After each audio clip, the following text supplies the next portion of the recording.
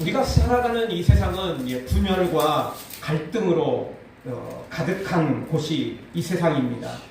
그래서 나라와 나라가 바뀌고 또 사람과 사람이 갈라지고 심지어 한 사람의 마음 속에서도 수많은 고민과 갈등으로 충돌하는 것을 봅니다.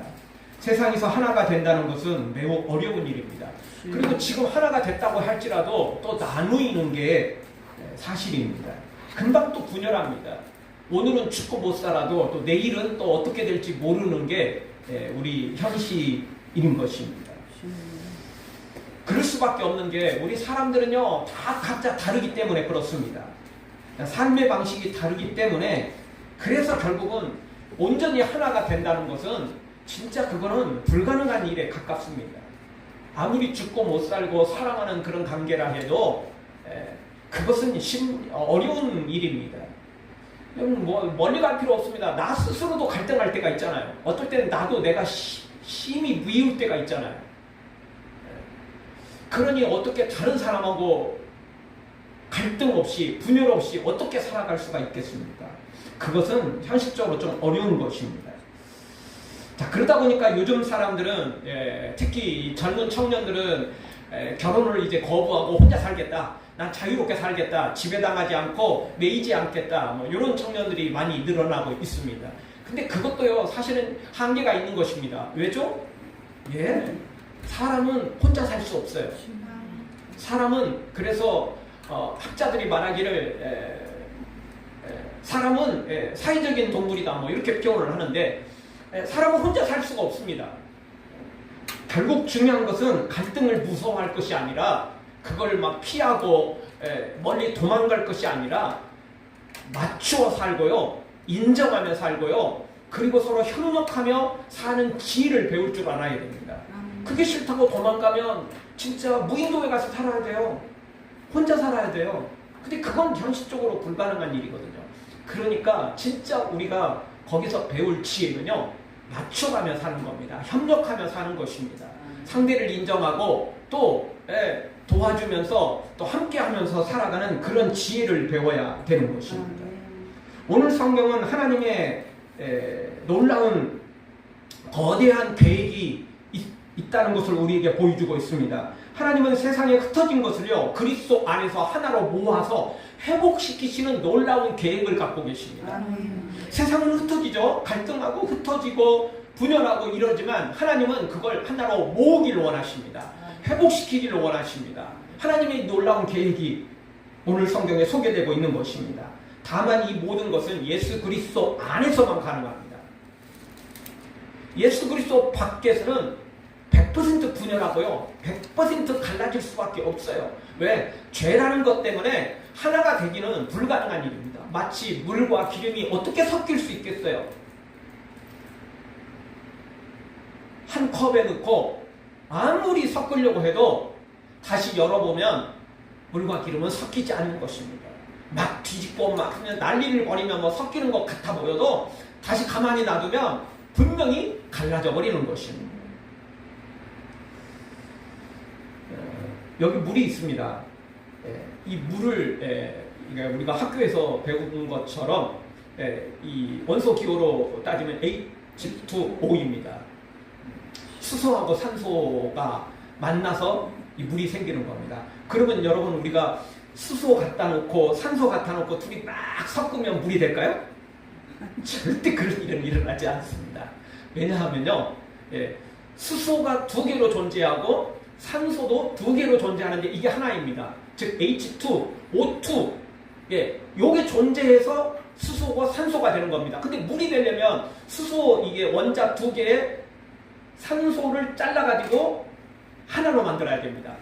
그래서 O이거든요. 그러니까 H 두 개에다가 산소 O 하나 요게 묶여져야 돼요. 근데 그래서 그게 안 되는 거예요 현실적으로. 그래서 이걸 진짜 물로 만들려면 매개체가 필요합니다. 에너지가 필요하다는 겁니다. 뭐 여러 가지 방법들이 있지만 두 가지 방법이 가장 잘 쓰인다고 합니다. 첫 번째는 전기 스파크 열을 가하는 것입니다. 그러면 이 산소가 O2죠. 산소로 존재하는 이 O2가 이게 서로 갈라지게 됩니다. 그럼 O 하나로 그게 나눠지게 되면 이 H2하고 딱 묶여지게 되는 것입니다. 그렇게 해서 이 전기 스파크 열을 가해서 이 물이 만들어내는 것입니다. 그래서 이런 열을 가하면 우리가 이 수증기 그게 물이잖아요. 그 방법입니다. 또 하나의 방법은 백금이랍니다. 백금을 갖다 놓고 두 개를 산소하고 수소하고 둘을 붙여놓으면요, 그게요, 이 산소의 원자가 이렇게 서로 이 분자가 원자로 이렇게 나눠지게 된답니다. 약해지게 된답니다. 그렇게 되면 결국 수소하고 가서 탁 붙어지게 되는 것입니다. 이 비밀을 이용한 게 친환경 수소 연료 전지라고 합니다. 그런 방법들을 이용한다는 겁니다. 이건 뭐 과학적인 거기 때문에 우리가 잘 알 수는 없지만 그래도 보통 이렇게 우리가 이제 대체적으로 이해할 수 있는 것입니다. 즉, 우리가 이 물, 산소, 수소 그냥 섞인다고 섞이는 게 아니라는 거예요. 원소 기호는 그거지만 아무리 두 개를 갖다 놓아도 안 되는 것입니다. 뭐가 필요하다고요? 매개체가 필요합니다. 촉매제가 필요한 것입니다. 여러분, 이 세상의 것들이 저는 그와 똑같다고 생각합니다. 사람과 사람, 사람과 모든 사회, 만물의 모든 것들이 다 똑같습니다. 그거 하나로 섞어서 막 흔들어 놓는다고 어떻게든 단합대회하고 어떻게든 으쌰으쌰 한다고 그게 하나가 되느냐? 불가능한 일입니다. 그러면 촉매제가 필요한데 유일한 촉매제는 예수 그리스도밖에 없다는 것입니다. 예수님의 십자가의 그 놀라운 보혈이 그리고 부활의 능력이 우리에게 필요한 것입니다. 예수 그리스도 안에 있어야만 통일되고 하나가 되고 회복될 수 있다는 것입니다. 그것을 오늘 성경이 우리에게 보여주고 있습니다. 하나님은 바로 그 놀라운 계획을 이루기 위해서 우리 예수님을 이 땅에 보내셨고 십자가를 지게 하시고 또 부활의 놀라운 능력까지 허락해 주신 것입니다. 왜 이렇게 갈라졌습니까? 그 이유를 알면 우리가 도저히 사람은 하나가 될 수 없다. 그걸 알 수 있는 겁니다. 아담과 하와가 선악과 따먹는 순간 우리에게 이런 분열이 온 겁니다. 이런 갈등이 온 것입니다. 죄의 바이러스가 우리의 영혼을 망가뜨렸고 우리의 마음을 망가뜨렸고 우리 인생을 망가뜨렸고 온 우주를 망가뜨려 버린 것입니다. 선악과 따먹는 그 순간 저주가 임해서 우리 사람은 죽게 되었고 질병이 걸리게 되었고 에덴 동산에서 쫓겨났고 땅도 저주를 받았고 지구 온 우주도 다 저주를 받게 된 것입니다. 그 저주를 풀 수 있는 유일한 분이 우리 예수 그리스도라는 것입니다. 그래서 로마서 5장 17절에서는 우리에게 이렇게 가르쳐주고 있습니다. 같이 보겠습니다. 한 사람의 범죄로 말미암아 사망이 그 한 사람을 통하여 왕노릇하였은즉 더욱 은혜와 의의 선물을 넘치게 받는 자들은 한 분 예수 그리스도를 통하여 생명 안에서 왕노릇하리로다. 아멘.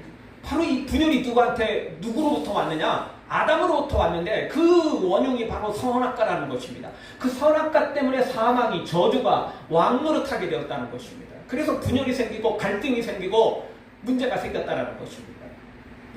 그걸 해결할 수 있는 유일한 길은 예수 그리스도밖에 없다는 것입니다. 한 번 예수 그리스도를 통하여 다시 또 어떻게 돼요? 생명 안에서 왕노릇할 수 있도록, 즉 생명 안에서 하나가 되고 그리고 풍성한 삶을 누리도록 우리 예수 그리스도를 통하여 그 일을 이루셨다. 우리에게 이렇게 가르쳐주고 있는 것입니다. 사랑하는 성도 여러분, 죄로 말미암아 망가져버린 모든 우리 인생이 그리고 모든 생태계가 다시 예수 그리스도 안에서 회복되고 그리고 하나가 되는 놀라운 길을 열어주신 우리 하나님 앞에 감사하며 우리 예수님을 통하여 그 놀라운 복을 다 받아 누리기를 주의 이름으로 축원합니다.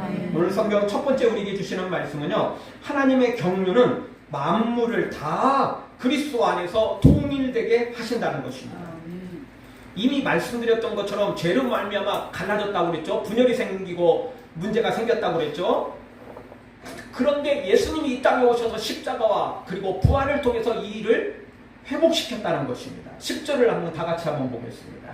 하늘에 있는 것이나 땅에 있는 것이 다 그리스도 안에서 통일되게 하려 하심이라. 아멘. 예수님을 통해서 어떻게 하신다고요? 통일시킨다는 겁니다. 하나가 되게 하신다는 겁니다. 이게 나쁜 쪽으로 하나가 될 수도 있어요.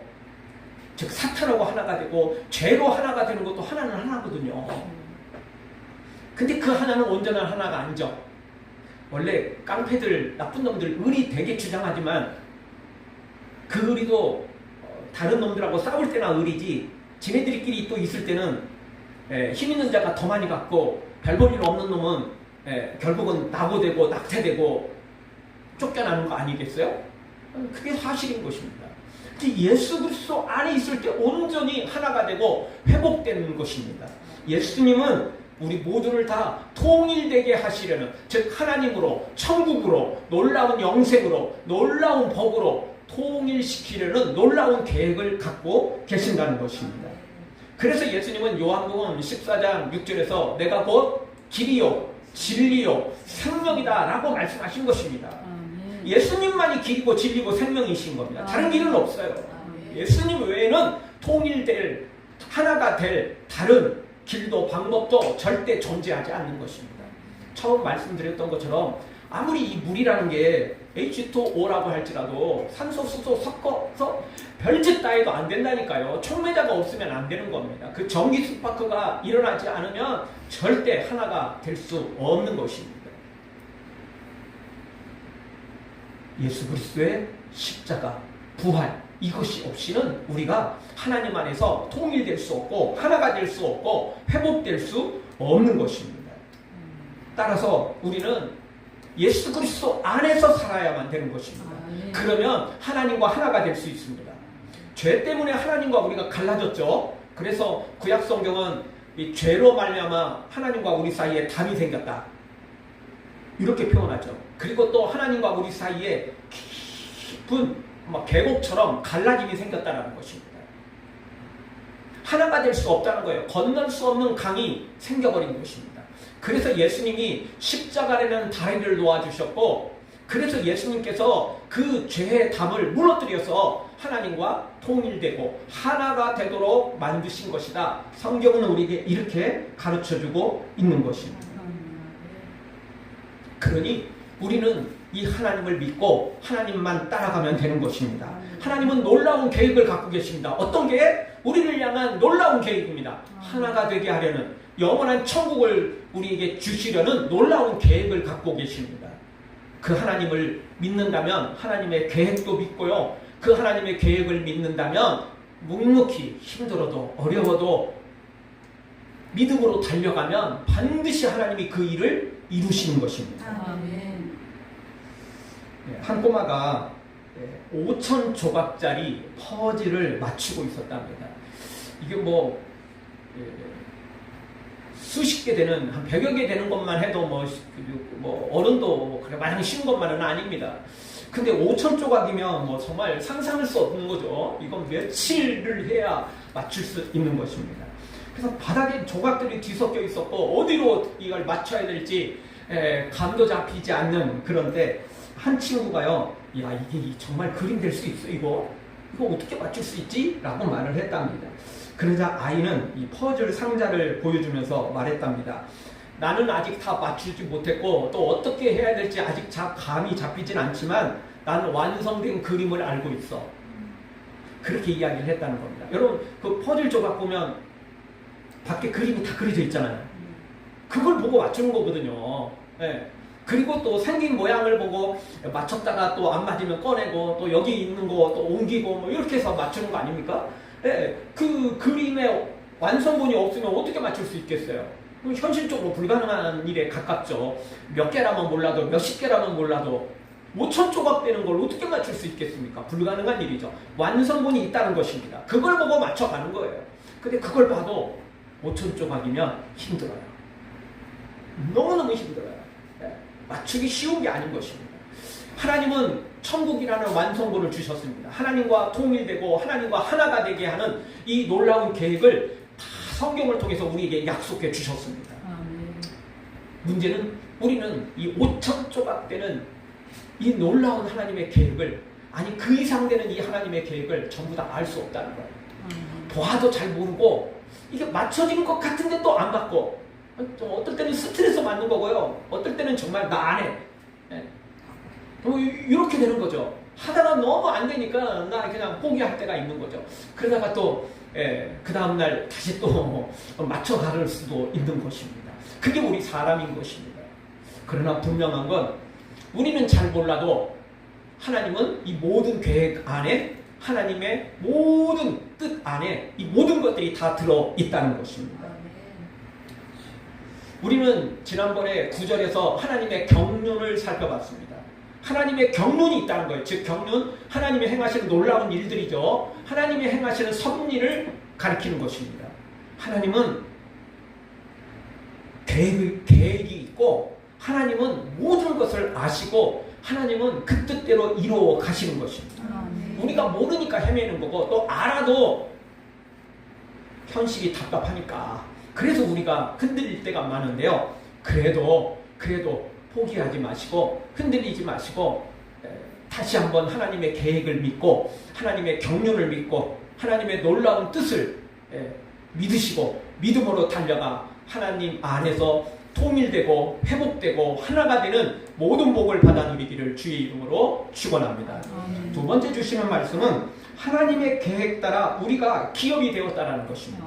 11절 보겠습니다. 같이 봅니다. 모든 일을 그의 뜻대로 뜻의 결정대로 일하시는 이의 계획을 따라 우리가 예정을 입어 그의 안에서 기업이 되었으니. 아멘. 우리가 하나님의 놀라운 계획 따라 그 예정에 따라 우리가 하나님의 기업이 되었다라는 것입니다. 이 기업은 상속받는 유산을 가리키죠. 구약성경에 보면 이스라엘 백성들이 기업을 받았는데 어떤 기업을 받았죠? 가나안을 기업으로 받았잖아요. 그리고 그 가나안은 곧 천국을 상징하는 거 아니겠습니까? 결국 성도는 천국을 기업으로 받습니다. 구약에는 이제 가나안 눈에 보이는 땅을 기업으로 받으면서 천국을 소망하도록 하셨죠. 그래서 구약의 상징은 이것입니다. 애굽은 세상을 상징하고 지금 우리가 살아가는 것은 광야를 가리키는 거고 우리가 마지막 도착할 지점은 가나안 땅이죠. 그것을 내가 내 것으로 소유하는 것입니다. 그래서 구약은 이렇게 표현하지만 신약에 와서는 약간 달라집니다. 가나안이 눈에 보이는 가나안이 아니고 영원한 천국을 가르쳐 주는 것입니다. 그래서 사실 이 신약에는 눈에 보이지 않으니까 사실 믿음 생활하기가 더 어려워요.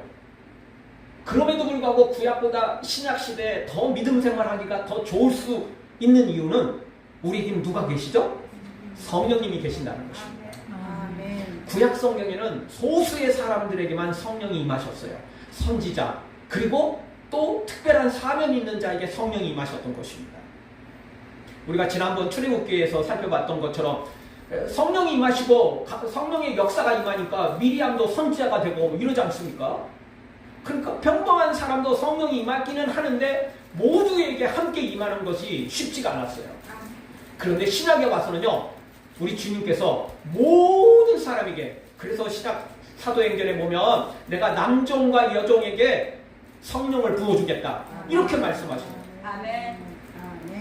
그 성령님 때문에 눈에 보이지 않는 천국이지만 구약처럼 가나안이 눈에 딱 보이고 그게 뭐 현실로 내 것이 주어지지 않아도 성령님이 함께 계시기 때문에 보이지 않는 그 천국을 바라보고 또 내가 만질 수 없고 내가 눈으로 볼 수 없고 느낄 수 없는 그 놀라운 천국 하나님을 믿으며 달려갈 수 있는 것입니다. 성령의 도우심 때문인 것입니다. 그런데 오늘 성경은 조금 다르게 이야기하고 있습니다. 자, 우리가 받을 기업은 천국이라고 그랬죠? 그런데 오늘 11절은 다시 한번 잘 보십시오. 그 안에서 기업이 되었습니다. 기업을 주신다는 게 아니에요. 우리가 그의 안에서 뭐가 됐다? 기업이 돼버렸다는 거예요. 그러니까 지금까지는 우리가 천국을 기업으로 받는 걸로 이해를 했는데 오늘 이 에베소서 말씀은 천국이 우리의 기업인 것 맞지만 소망해야 되고 우리가 또 그걸 바라봐야 되는 것 맞지만 하나님의 진짜 기업은 하나님의 진짜 유산은 천국이 아니고 누구다? 우리라는 거예요. 우리. 하나님은 보이는 이제 뭐 영적으로 이제 나중에 부활체가 돼서 보겠지만 하나님의 놀라운 계획은 하나님의 놀라운 뜻은 천국에 있는 게 아니라요 우리에게 있다는 겁니다. 아멘. 자, 우리가 천국이 어디에 있느냐, 천국이 무엇이냐라고 표현할 때 뭐 성경을 통해서 여러 가지 이야기를 할 수 있습니다. 그러나 뭐 정말 당장 뭐 어떤 장소다 표현할 수 없는 거고 또 그 특징들을 온전히 다 보여주기도 어렵습니다. 근데 딱 하나 이야기할 수 있다면 어떤 곳이든 무엇이 있든 아무 상관없이 하나님이 계신 곳이 천국입니다. 아멘. 아무리 좋아도 아무리 대단해 보여도 금은보화로 이루어졌어도 하나님이 안 계시면 그 천국이 아니고요. 비록 별 볼 일 없어 보여도 하나님이 계시면 그곳이 천국이 되는 것입니다. 아멘. 근데 하나님도 우리를 향해서 똑같은 마음을 갖고 계신다는 거예요. 아멘. 하나님도 너무너무 보기에 좋은 것들을 바라보고 하나님 좋아하시는 게 아니라 비록 초라해 보여도 비록 연약해 보여도 비록 실패하고 또 실패투성이이고 연약한 모습밖에 없는 우리 같아도 하나님은 우리를 보시고 하나님의 기업으로 삼는다는 것입니다. 하나님은 진짜 우리를 그렇게 좋아하시는 분이 우리 하나님이시라는 것입니다. 아멘. 그래서 오늘 성경은 다른 성경하고 굉장한 차이점을 드러내는 것입니다. 다시 말씀드리지만 우리가 받을 기업은 천국이 맞습니다. 그리고 그 천국을 소망해야 됩니다. 상급도 바라봐야 됩니다. 그런데 너무 천국, 너무 상급 여기에 너무 눈독 들이면 안 돼요. 아멘. 우리의 핵심은 상급, 천국보다는 하나님에 있어야 되는 것입니다. 아멘. 그렇듯이 하나님도 동일하게 어떤 보이는 것에 마음을 빼앗기지 않습니다.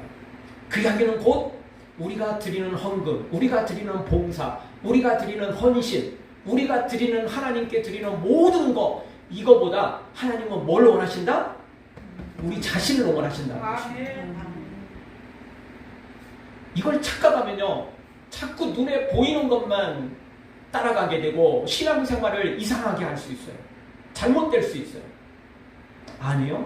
그래서 성경은 하나님의 얼굴을 구하라 이렇게 우리에게 가르쳐주는 겁니다. 하나님이 주시는 뭔가에 너무 눈독 들이면 안 돼요. 하나님을 만날 때마다 하나님 저를 위해서 뭘 준비하셨어요? 선물이 뭐예요? 오늘은 뭘 특별 이벤트를 하실 거예요? 자꾸 하나님이 가지신 손, 하나님의 주머니만 바라보면 안 돼요. 우리가 진짜 하나님을 바라볼 때 바라봐야 될 것은 뭐 하나님이 준비해 놓은 그 선물, 하나님이 준비해 놓으신 특별 이벤트, 하나님이 준비해 놓으신 기적 이것도 좋아요. 그러나 우리가 진짜 소망해야 될 것은 하나님 얼굴입니다. 하나님 자신인 것입니다. 사랑하는 성도 여러분, 우리는 다 하나님의 계획에 따라 하나님의 기업이 되었음을 다시 한번 감사하며 하나님의 기업답게 거룩하게 살아가기를, 그래서 하나님을 더욱 기쁘시게 해드리는 이제 무더운 여름이 되었습니다. 정말 우리가 땀 흘리고 정말 무더울 때는 시원한 냉수 한 그릇 이거 마시면 그냥 온몸이 다 시원해지지 않습니까?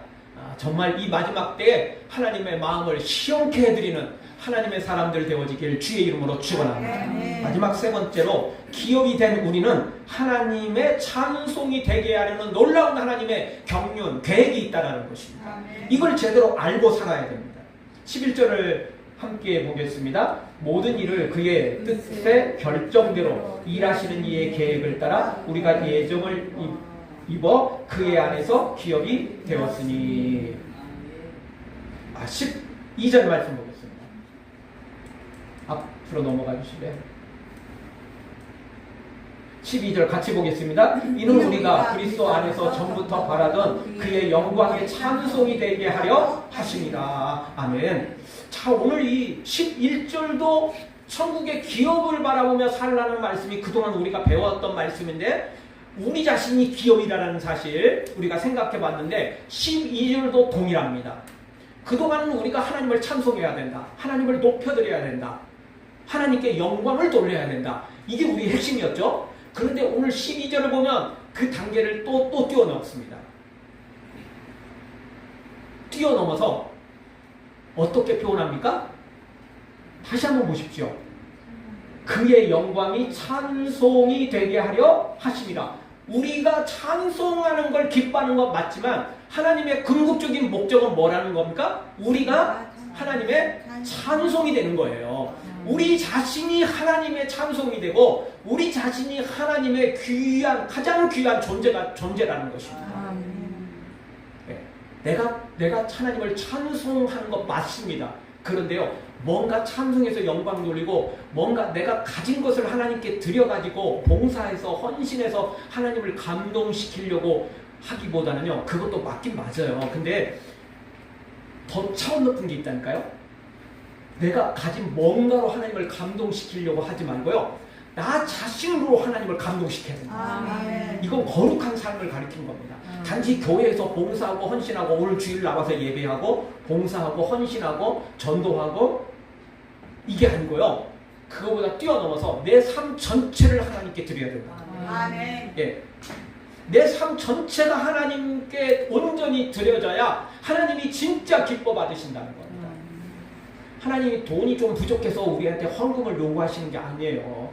하나님이 찬송 받는 게 좀 부족해가지고 야 네가 좀 찬송 좀 해봐라. 그럼 내가 좀 더 기분이 좋아질 것 같다. 이게 아니라니까요. 아 내가 좀 봉사할 사람이 별로 없네. 네가 좀 봉사 좀 해봐라. 그게 아니라는 거예요. 일부는 그게 맞지만 하나님이 진짜 원하시는 것은 헌금이 아니고 봉사가 아니고 어떤 희생 헌신들이 아니라는 거예요. 하나님이 진짜 원하시는 건 우리 자신이라는 거예요. 아멘. 근데 우리 자신을 드리면 당연히 봉사하게 돼 있고 헌신하게 돼 있고 헌금도 하게 돼 있고 모든 걸 다 드리게 될 수밖에 없는 거죠. 근데 문제는 우리는 그것만 드리고 마음이 온전히 따라가지 못할 때가 있다는 거예요. 또 드려도 자발적으로 드리지 못하고 하나님이 주실 복을만 바라보고, 다시 말씀드리지만 하나님의 얼굴이 아니고 하나님 자신이 아니고 하나님이 가지신 주머니에 있는 거, 손에 있는 거, 이 선물만 눈독 들여서는 안 된다는 거예요. 그런 의미가 있는 것입니다. 결국 하나님은 외모를 보지 않고 마음을 중심을 보신다는 말씀을 이해한다면 이 말씀이 온전히 이해가 될 것입니다. 하나님은 우리를 기업으로 여기십니다. 그러니까 우리가 천국의 주인공이 되는 거예요.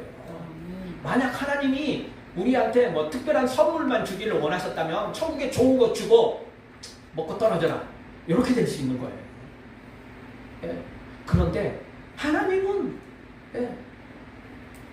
우리에게 놀라운 걸 원하시고 또 함께하기를 원하는데 하나님과 하나가 되기를 원하신다는 것입니다. 그래서 하나님과 통일되려면 예수 그리스도 십자가 외에는 다른 길이 없는 것입니다. 우리 모두 이제는 하나님의 기업답게 살아야 됩니다. 하나님의 기업이 진짜 천국이 아니에요. 보이는 이제 천국 가서 누리는 그 천국이 아니고 하나님 자신이고 또 우리 자신이 되어지는 것입니다. 그러니 우리가 이렇게 예수 그리스도 안에서 십자가 안에서 부활의 능력으로 예수 그리스도 안에서 통일되고 하나가 되고 회복되는 이 놀라운 이 영적 비밀을 우리가 알아야 되고 체험해야만 되는 것입니다. 그럴 때 온전히 누릴 수 있는 것입니다. 이게 안 되니까 자꾸 시험 들고 이게 안 되니까 자꾸 또 넘어지고 이게 부족하니까 문제가 생기고 그러는 것입니다. 이걸 온전히 우리가 영적으로 알게 되면 약간의 육신을 가지고 있으니까 약간의 흔들림이 있어도 다시 회복되게 돼 있고요. 다시 하나님과 통일되어서 온전한 모습으로 우리가 살아갈 수 있게 되는 것입니다. 그렇게 사는 사람이 바로 오늘 성경을 쓴 사도 바울이라고 볼 수 있어요. 그래서 예배소서 또 이 뒤에 있는 말씀들 옥중서신이잖아요. 감옥에서 썼잖아요. 그런데도 불구하고 감사하고 찬송하고 우리가 지금 계속 보고 있습니다. 예배소서 1장 1절에서 14절까지요. 다 결국은 하나예요. 하나님을 높일 수밖에 없는 이유. 하나님이 우리를 구원해 주셨으니까, 우리를 자녀로 삼으셨으니까 하나님께 영광 돌리는 그 내용이거든요. 근데 오늘 성경은 조금 더 차원 높은 비밀을 가르쳐주고 있었던 것입니다. 우리가 찬송하는 게 아니고 우리 자신을 하나님의 찬송거리로 만들어야 되고, 우리가 바라보는 그 천국의 기업을 바라보고 살 것이 아니라 더 차원 높은 우리가 하나님의 기업이니까 하나님처럼 거룩한 삶을 살아야 된다. 그 차원 높은 이야기를 말씀을 우리에게 오늘 주고 있는 것입니다. 우리가 이 영적 비밀을 다시 한번 깨달아 알아야 됩니다. 그래서 내가 뭔가를 막 하려고 할 것이 아니라, 맞아요. 그것도 맞긴 맞습니다. 그런데 그거보다 먼저 우리의 속사람이 변화해야 되고, 우리의 영혼이 먼저 변화해야 되고, 그래서 성령의 충만함을 덧입어서 온전히 하나님의 사람으로 되어져야만 되는 것입니다. 자꾸 막 뭔가를 하나님께 막 보이려고만 하는, 맞습니다. 그렇게 해야 되는 것 맞지만, 그거보다 먼저 우선되어야 될 게 성령을 구하시고 성령의 충만함 속에 하나님의 온전한 마음을 기쁘게 해드리고 하나님을 영화롭게 해드리는 우리가 되어야 된다는 것입니다. 다시 한번 우리 성령 강림주의를 우리가 지났는데요. 지난주 말씀도 그렇고 오늘 말씀도 그렇고 결국은 성령에 충만하지 않으면 어떤 노력도 어떤 헌신도 어떤 우리의 희생도 물거품이 될 수 있다는 것. 그러니까 교회 생활을 하다 보면 진짜 열심히 내고 충성하고 헌신하던 사람들이 순식간에 시험 들고 문제가 생기기도 하는 것입니다. 솔로몬 같은 사람이 그랬던 것입니다. 일천 먼저 드리고 성전을 건축하고 하나님을 거기서 만나고 그랬지만 결국 흔들리잖아요. 이게 온전한 이 비밀을 깨닫지 못했기 때문에 하나님의 선물에 하나님의 어떤 복에 눈독 들이다가 그걸 다 받고 누리니까 이제 하나님 필요 없어진 거 아니에요. 네. 그러나 처음부터 솔로몬이 진짜 하나님만 구했다면 그가 돈이 생겨도 권력이 생겨도 부귀 영화가 있어도 하나님 버리지 않았을 거라고. 근데 사실은 알고 보면 겉포장은 뭐 그럴듯하게 했을지 모르지만 진짜 그의 속마음은 돈에 있었던 거예요. 권력에 있었던 거죠. 부귀 영화에 있었던 것입니다. 그러니 그것이 채워지니 나중에는 하나님을 버려버린 것입니다. 그리고 마지막에는 꿈에 2번이나 나타나도 하나님을 외면해버리는 것입니다. 우리 다시 한번 오늘 말씀 기억하면서 우리 자신이 하나님의 기업이고 우리 자신이 하나님의 찬송거리임을 기억하면서 하나님이 놀라운 이 계획들을, 이 놀라운 뜻들을 계획해 놓으셨고 우리를 통해서 이루어 가심을 기억하고 이제 우리도 하나님의 이 마음처럼 하나님이 가진 이벤트, 하나님이 가진 기적, 하나님이 준비해 놓은 복의 눈독을 들이지 말고 하나님 얼굴, 하나님 자신을 구하고 그래서 하나님을 닮아갈 줄 아는 우리가 되어지기를, 그래서 하나님의 모든 좋은 것들을 받아 누리는 예수 그리스도 안에서 통일되고 하나가 되고 회복되는 은혜가 있기를 주의 이름으로 축원합니다.